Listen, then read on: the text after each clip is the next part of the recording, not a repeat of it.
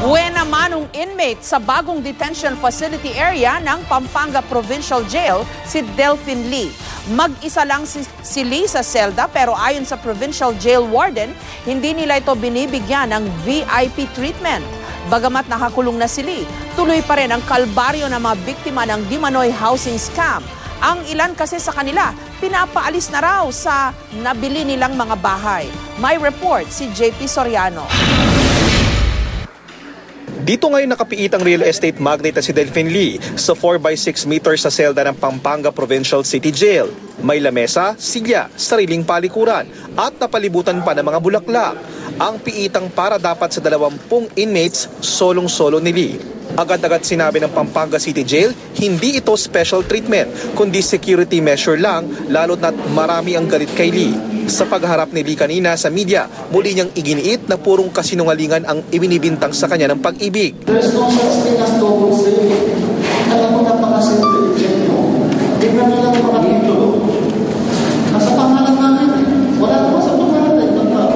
Ayon kasi sa pag-ibig, nangutang ang Globe Asiatic ni Delphine Lee para sa mga unit buyer di umano. Nakalaunay, natuklasan nilang mga peke pala. So, ano ang naging conclusion ng NBI? Na nagpasa ng mga fake na borrower si GA sa pag-ibig para makapagpa-release ng pera. Tapos, umikot siya at binenta yung same unit sa isang tao na magbabayad sa kanya directly. Ang bahay ko, kami may-ari. Tingnan niyo po yung dokumento, yung titulo, kami po may-ari. At kayo nakatira. Sinasabi ng biktima kayo, dokumento na kayo. Meron na bang pumatok sa bahay ko at inaangkin ng bahay na yan? Wala. Sabi ng dokumento, nasaan ka doon? Wala. Pero si Lee may hamon para sa mga complainant. Ilabas daw nila ang kanilang mga ebidensya at saka sila magharap-harap sa korte. I formally appointed ex-mountain IPS. Hindi siya. Dahil alam mo naman ang dapat nalapin sa korte. Kung doon ang pipinto sila yung ebidensya. Eh kung kung pinisis na sa korte, nangyari kami. Kasi nagpapasaya ang ebidensya. Habang hindi pa napaplansya ang gusot, problemado ngayon ang mga biktima ng di umano'y housing scam sa Severa, Bacolor.